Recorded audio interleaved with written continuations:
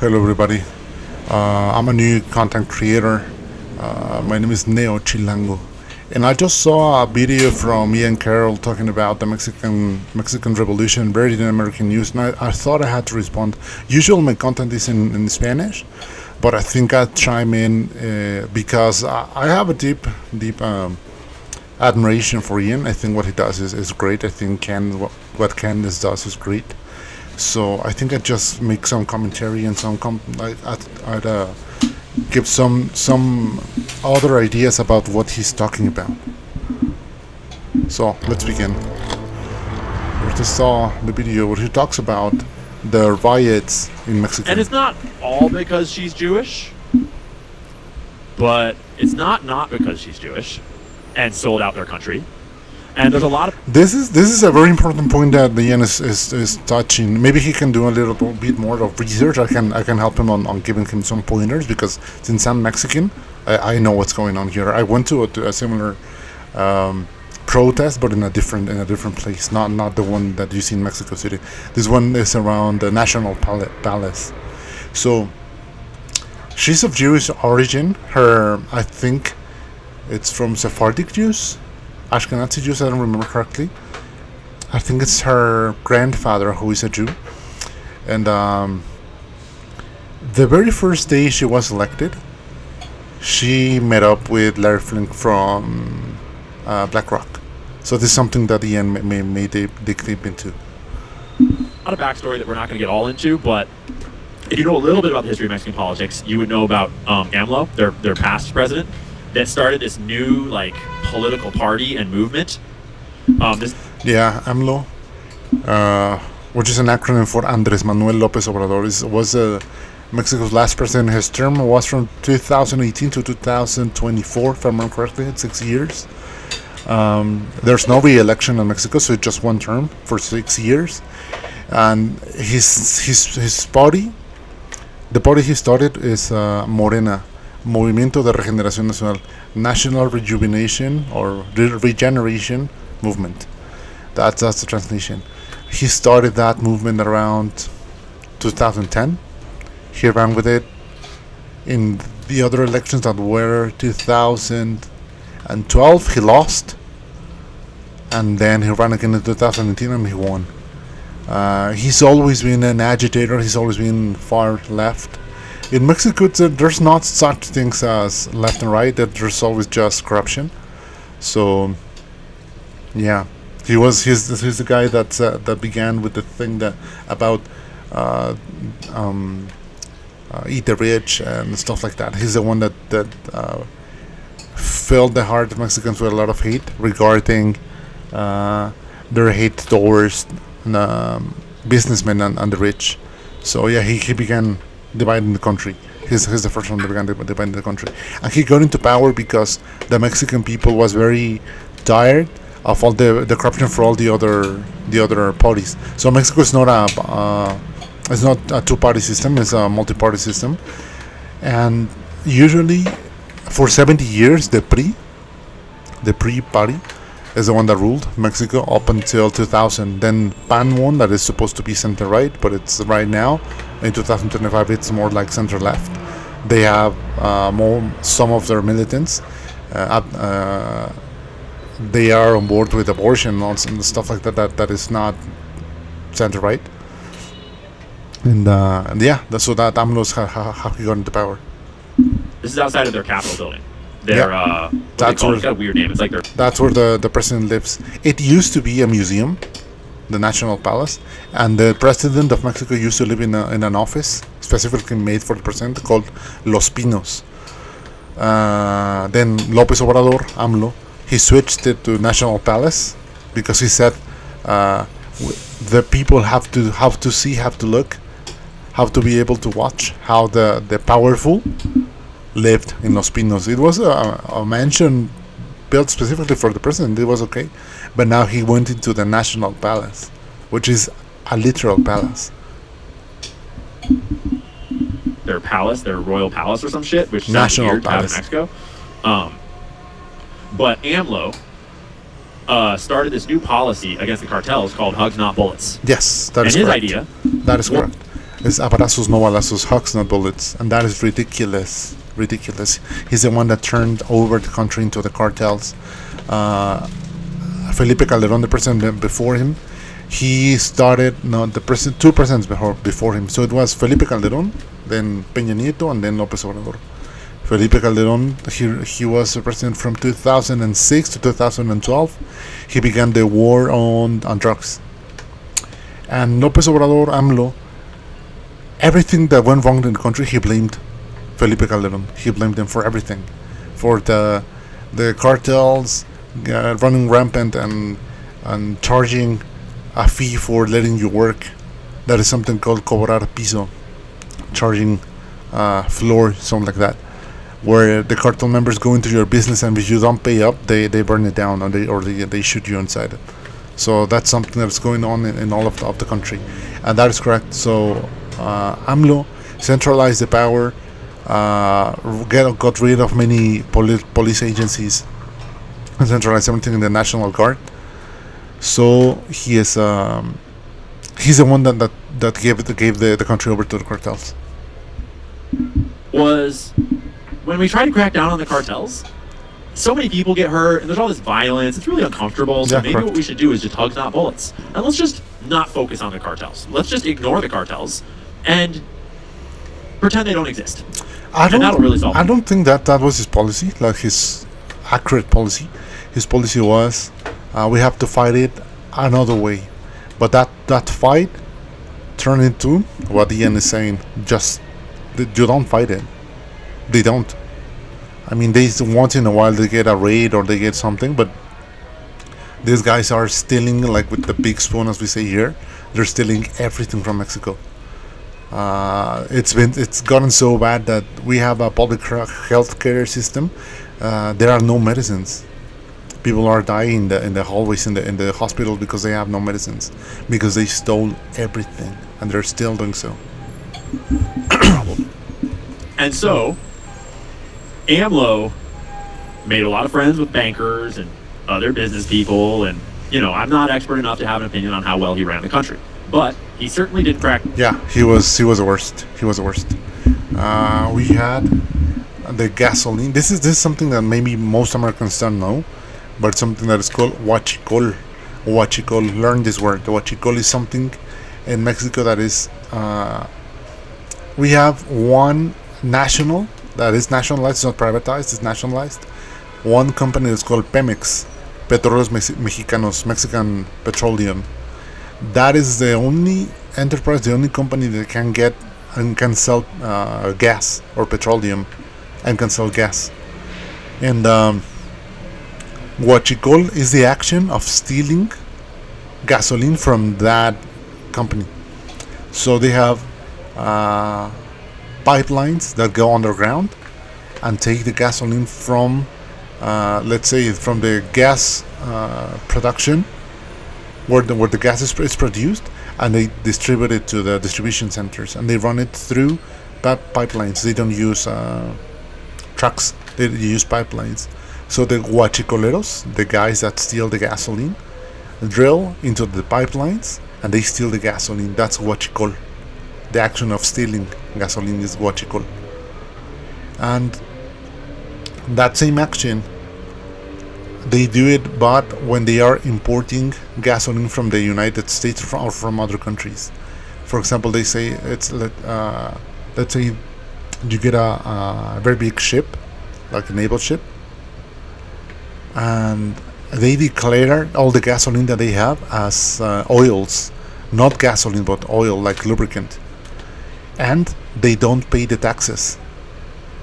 They don't pay the taxes for it. So a liter of gasoline that is like, I don't know, 1 liter. 1 gallon is like 3 liters. 1 liter costs 10 pesos, 50 cents, 50 cents for half a dollar. And they charge like almost 25 pesos, like 2.5 times what a liter is worth, out of taxes, and they steal that. So you can look into it. He was a horrible president, and Sheinbaum, the current president, was her apprentice. down on the cartels. I can tell you that much. And Claudia Sheinbaum, their new president, Yep. she entered into his party, rose up through the ranks, and became his successor. Yes, correct. That's correct. There She was first the mayor of a municipality in Mexico City called Tlalpan. Then she went to be like the governor of Mexico City, and now she's the president of Mexico. There's all these conspiracy theories about Claudia Sheinbaum when she was elected. Claudia Sheinbaum, if you need a visual, I'm sure you remember her face. Yeah, that's right? her. This is Claudia Sheinbaum. There were all these conspiracy theories about how many candidates were killed in the Mexican elections when she was elected. And I looked into those conspiracy theories, and they do not hold water. They were I saw that too. They say like 38 or 40. I don't know how many presidential candidates were killed, and that's not true.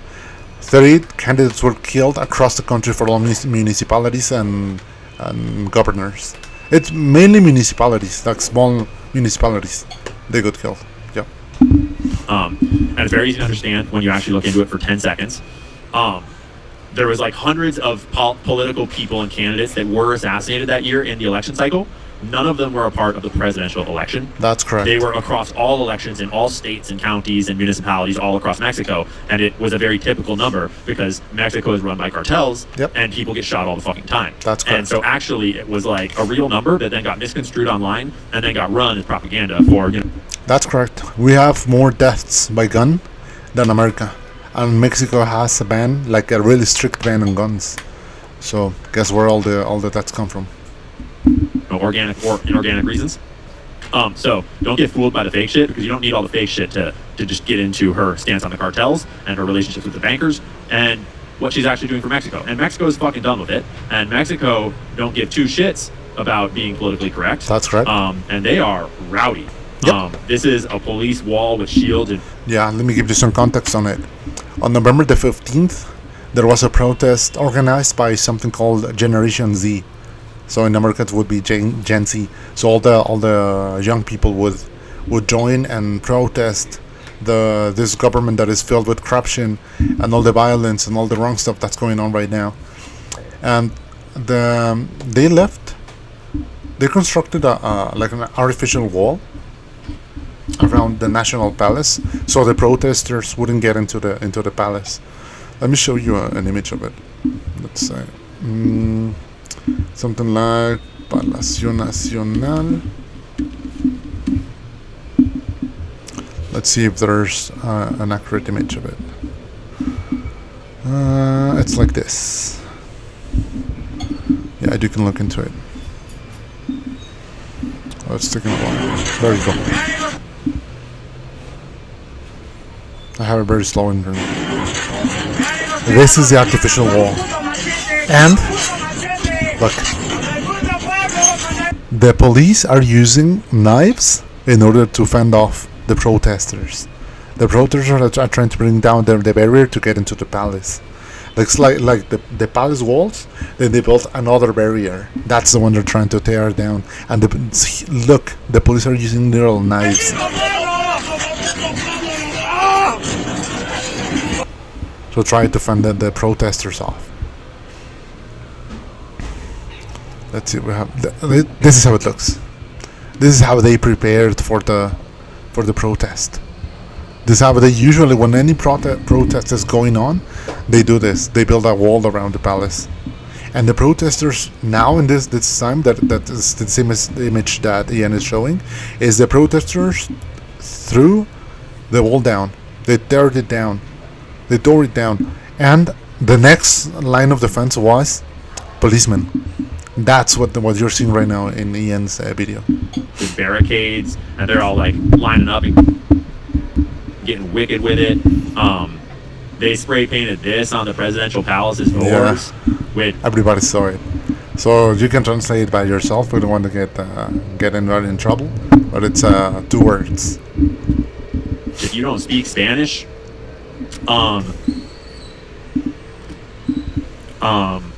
this case, Uta probably has a slightly more like prostitutorial sort of an implication in this case. That's correct. Probably how it would be used here.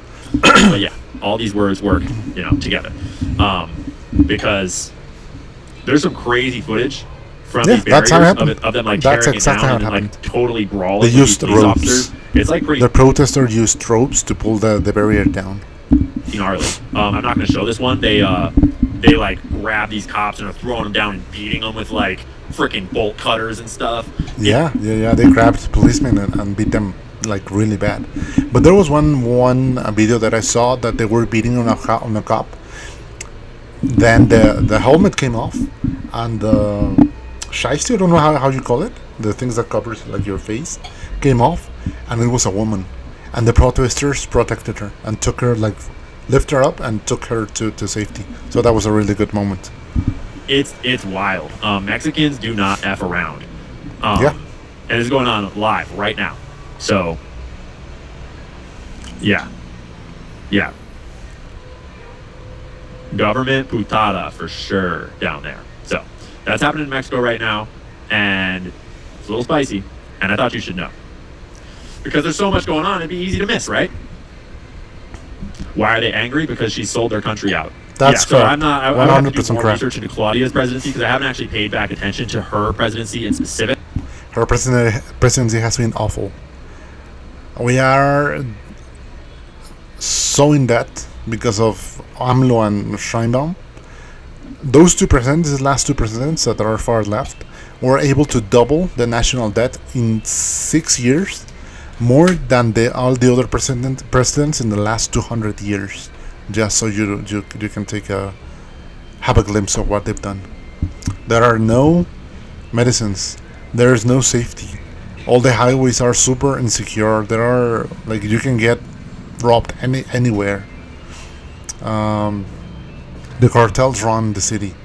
The cartels run the country. You cannot go into Tepito. There is a neighborhood, like a hood, in Mexico City, where all the drugs are being distributed from. You cannot go into Sinaloa. Sinaloa is the headquarters of the Sinaloa cartel and the Mayiza cartel. You cannot go into Jalisco. That is the CANG's headquarters. Since she was elected, I did a fair bit of digging into her candidacy and into AMLO and into the history of Mexican politics when she was getting elected to dig into the allegations that they murdered a bunch of people when she got elected. Yeah, if you can, Ian, if you're watching this, look into Scheinbaum's candidacy and the day of the voting. There were some municipalities that had more votes for Scheinbaum than there were inhabitants. For example, let's say there were 100,000 inhabitants, and that municipality casted 200,000 votes for Scheinbaum. And so I got a bit of a background on AMLO and the cartel relationship with the presidency down there, and Carlos Slim and the banking interests in Mexico. Yeah, Carlos Slim was the richest man in the world for some time, before Elon Musk, before Jeff Bezos, and he owns a bank that's called Inbursa Bank, but his main source of income is Telcel and Telmex. Those are telecommunications. Those are phone like a carrier, like a phone carrier, and internet provider like Comcast or something like that. That's his main source of income. He owns the bank, but it's not the main. But I have to do more looking into Claudia and what she's been up to and the particular grievances of the Mexican people today. There are 3 banks that were linked to money laundering under AMLO. Those are, let me check.